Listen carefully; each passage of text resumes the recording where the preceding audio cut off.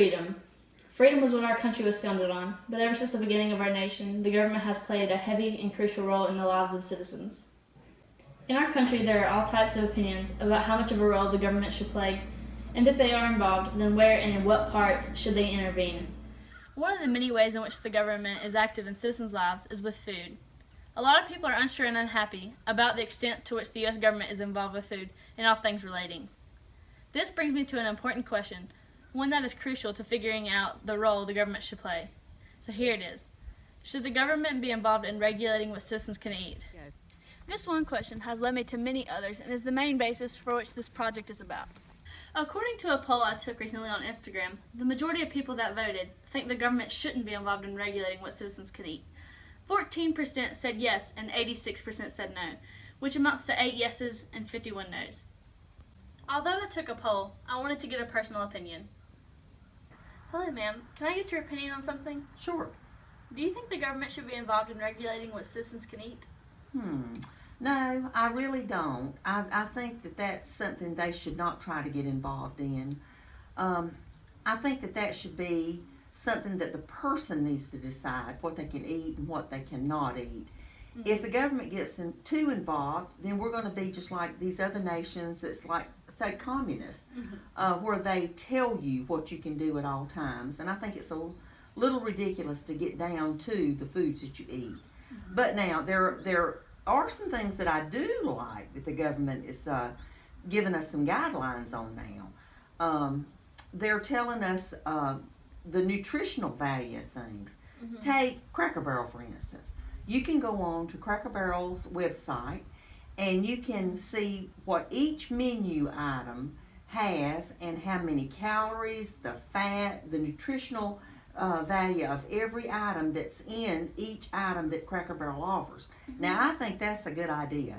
And also the labeling of boxes and cans in the grocery store, I think that's good.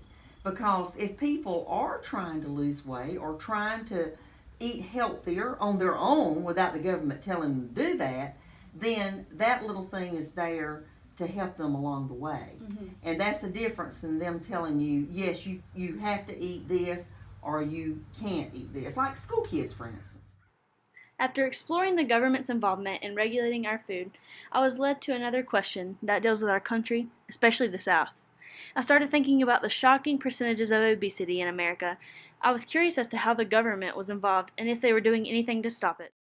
While researching, I found that the South had higher rates of obesity than the rest of the country, and I was curious to find out why. Why 10 out of 11 states with the highest rates of obesity were located in the South, West Virginia being number 1 and Mississippi being number 2. In the South, there are a larger number of fast food restaurants, which are higher in calories and fat than other foods. Kentucky has the most, with over 1,700 fast food restaurants. This is just one reason as to why obesity rates are higher. Another reason is Southerners have little access to healthy food and limited means with which to purchase it. Because people in the South have a smaller income, they can only afford unhealthier foods that are fattier and all around worse for your body. According to the TV miniseries Cooked, starring Michael Pollan, Americans need to return to the kitchen to reclaim lost traditions.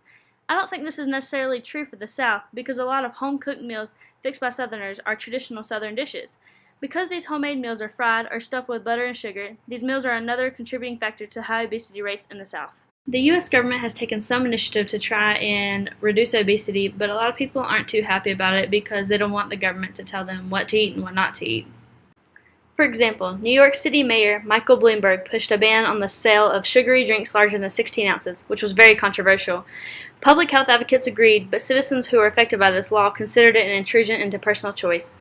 Examples closer to home include Arkansas passing a school body mass index screening program that assessed weight and sent it home to parents, Tennessee encouraging schools to buy fresh ingredients from local growers, and Mississippi adopting nutritional standards for school lunches.